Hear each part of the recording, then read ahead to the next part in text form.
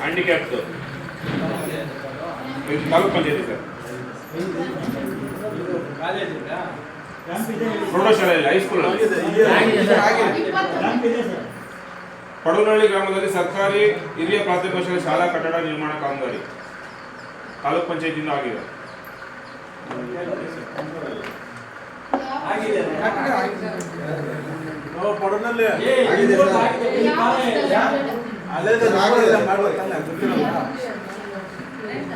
ಪಡವನಹಳ್ಳಿ ಗ್ರಾಮದಲ್ಲಿ ಕೊಳವೆ ಬಾವಿ ಕೊರೆಯುವ ಕಾಮಗಾರಿ, ಇದು ವಾಟರ್ ಮ್ಯಾನ್ ಕಂಪಲ್ಸರಿ ಗೊತ್ತಿರಲೇಬೇಕು. ಡಿಎನ್ ದೊಡ್ಡಿ ಗ್ರಾಮದ ಸರ್ಕಾರಿ ಹಿರಿಯ ಪ್ರಾಥಮಿಕ ಶಾಲೆ ರ್ಯಾಂಪ್ ನಿರ್ಮಾಣ, ಇದು 2 ಸರಿ ಬಂದಿದೆಯಲ್ಲ ಸರ್.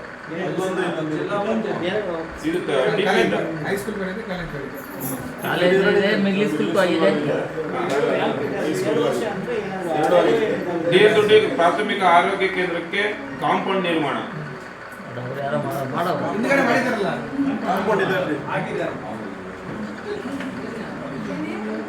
ಕಡವನಹಳ್ಳಿ ಗ್ರಾಮದ ಶುದ್ಧ ನೀರಿನ ಕುಡಿಯುವ ನೀರು ಘಟಕ,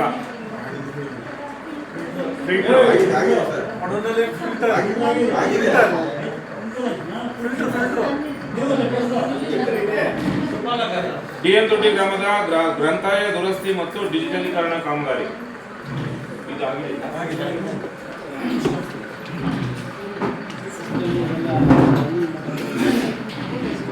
ತರಬನಹಳ್ಳಿ ಗ್ರಾಮದ ಸರ್ಕಾರಿ ಹಿರಿಯ ಪ್ರಾಥಮಿಕ ಶಾಲೆಗೆ ಕೊಠಡಿಗಳ ದುರಸ್ತಿ ತಾಲೂಕ್ ಪಂಚಾಯತಿಯಿಂದ 23-24 ಸಾಲದ್ದು.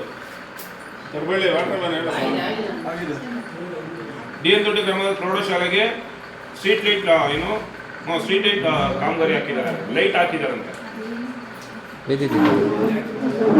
ಮತ್ತೆ ಇನ್ನೊಂದು ಸ್ಮಾರ್ಟ್ ಕ್ಲಾಸ್ ಸ್ಮಾರ್ಟ್ ಕ್ಲಾಸ್ ಇನ್ನೊಂದು ಚೀಪ್ ಲೈಟ್ ಆಗಿದೆ. ಅದನ್ನ ನಾನು ಹೇಳಿದ್ರೆ ಸ್ಮಾರ್ಟ್ ಕ್ಲಾಸ್ ಗೊತ್ತಿಲ್ಲ, ಗೊತ್ತಾಗಿಲ್ಲ. ಬೀದಿ ದೀಪಗಳು, ಬೀದಿ ದೀಪ ಹಾಕಿರೋದು, ಬೀದಿ ದೀಪ, ಬೀದಿ ದೀಪಗಳು ಯಾರು ಗೊತ್ತಿಲ್ಲ ಅಂತ ಕೇಳ್ತಾ ಇದ್ದೀನಿ. ನಾನು ಹೇಳಿದ್ರೆ ಸ್ಮಾರ್ಟ್ ಕ್ಲಾಸ್ ಅಂದ್ರೆ ಟಿವಿ ಎಲ್ಲ ಕೊಟ್ಟಿದ್ದಾರೆ. ಪ್ರೌಢಶಾಲೆಗೆ ಹೈಸ್ಕೂಲ್ ಸರ್, ಪ್ರೌಢಶಾಲೆಗೆ ಅದು ಲೈಟ್ ತರ ಕೊಟ್ಟಿದ್ದಾರೆ, ಲೈಟ್ ಕೊಟ್ಟಿದ್ದಾರೆ ಅಂತ ಹೇಳಿ ನಾವು ಕೇಳಿದ್ವಿ. ನಾವು ಲೈಟ್ ಮತ್ತೆ ಫ್ಯಾನು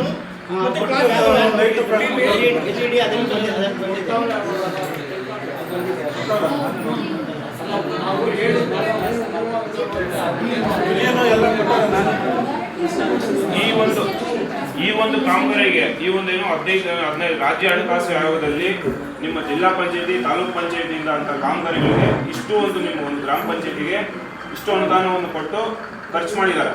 ಇವು ನಿಮ್ಮ ಮುಂದೆ ಯಾಕೆ ನಾನು ಹೋಗ್ತಾ ಇದ್ದೀನಿ ಅಂತಂದ್ರೆ ಇವೆಲ್ಲನೂ ನಾವು ಆಗಲೇ ಬಂದು ವಿಸಿಟ್ ಮಾಡಿದ್ವಿ. ನೀವೇನು ನೀವೇನು ಹೇಳ್ತಾ ಇದ್ದೀರಿ, ಡಿಸ್ಕಷನ್ ನೋಡ್ತಾ ಇದ್ದೀರೋ ಅದನ್ನೆಲ್ಲ ನಾವು ನೋಡ್ಕೊಂಡು ಬಂದಿದ್ದೀವಿ. ಕೆಲವೊಂದು 20-21 ಮಾಡಿರೋದನ್ನ ಕೆಲವೊಂದು ದುರಸ್ತಿ ಆಗಿದೆ, ಮತ್ತೆ ಕೆಲವೊಂದು ಹಾಳಾಗಿದೆ.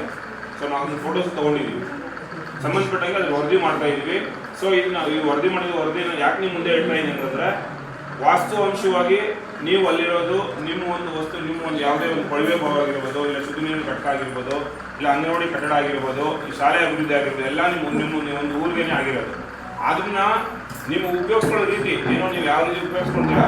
ಕೆಲವು ಕಡೆ ಏನಾಗ್ತದೆ, ಕಾಂಪೌಂಡ್ ಹಾಕ್ತಾರೆ, ಆದ್ರೂ ಒಳಗಡೆ ಹೋಗಿ ಶಾಲೆ ಒಳಗಡೆ ಹೋಗ್ಬಿಟ್ಟು ಹುಡುಗರು ಏನೋ ಆ ಥರ ಈ ಥರ ಎಲ್ಲೇನೋ ಬೇರೆ ಬೇರೆ ಥರಕ್ಕೆಲ್ಲ ಯೂಸ್ ಮಾಡ್ಕೊತಾರೆ.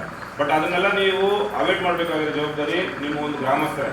ಎಲ್ಲ PDO ಅದು EO ಬಂದ್ ಮಾಡೋಕ್ಕಾಗಲ್ಲ. ಡೈಲಿ ನಿಮ್ಮ ಊರ ಹತ್ರ ಬರೋದು, ನೀವು ಇದು ಮಾಡೋದು ನಿಮಗೆ ಗೊತ್ತಿರ್ತದೆ.